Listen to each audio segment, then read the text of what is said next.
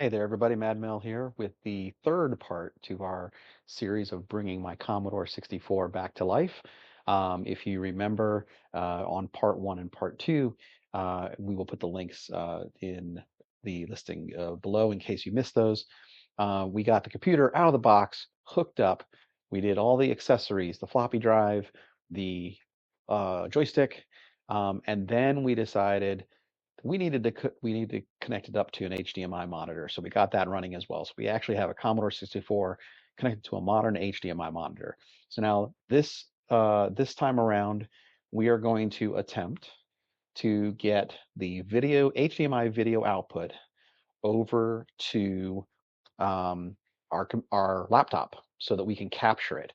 Trying to record video off of the screen is not a great thing to do. So we're going to try to dump it right to the laptop, right to a capture card, right into OBS, so that we can do recordings and streaming and things like that. So let's go ahead and jump in. So as you can see here, this is our current computer setup.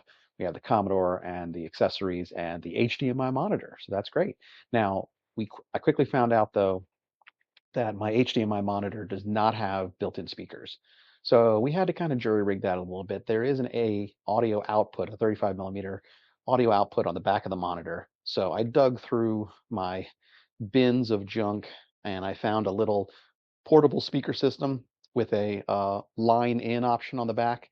So as you can see here, and plugged that up. And once I did that, then I could hear the audio as well. So then we have sound to go with it. And then the next step was to go ahead and split off our video so that we could have a HDMI going to the HDMI monitor and the HDMI going to the capture card and the laptop. So as you can see here, we've got the splitter, just a standard HDMI splitter. As I said, one's going to the monitor so that we can see that. The other is going to the item on the right there, which is the HDMI capture device. That has a USB-C on the end of it.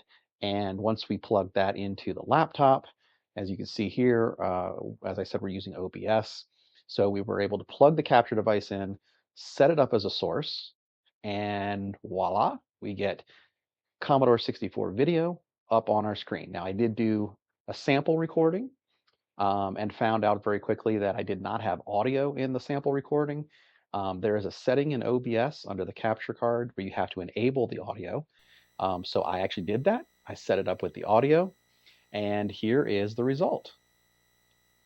It's got a little bit of a hum in the background, but as you can see here, we are connected to the Commodore and we can see everything moving. I'm going to kind of cut through this video a little bit because for those of you who don't recall, it takes a long time to load stuff on a Commodore. So this is a little program called CBM Jukebox that was on Bit the Music, and here you go.